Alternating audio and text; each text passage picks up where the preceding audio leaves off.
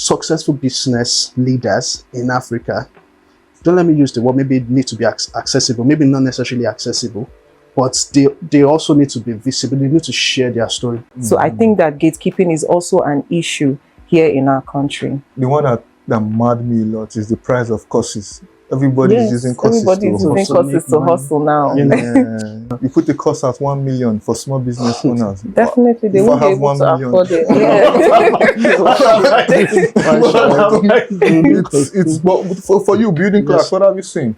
So I think for every business person, for an average African, there's one thing I call conditioning.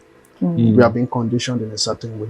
And for us to break out of it, you can't become something else except you see that thing, right? Definitely. So you can't become like a Costeris, right? Except you see it, right?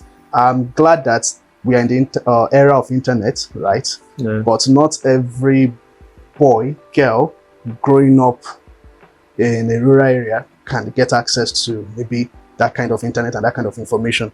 But also, going back to what you can, you only have to see before you can become. I think successful business leaders in Africa, don't let me use the word, maybe it need to be accessible, maybe not necessarily accessible, but they also need to be visible. They need to share their story. Platforms like this would help. They need to be able to share their story so that a boy growing up in Bere Oje in Ibadan at least would see this is not a white man speaking. This is a black person like myself and has gone through this and has become successful. So that is what I think would solve the problem. Let people come out and share their success story so that we can break the conditioning on the minds of every young Nigerian.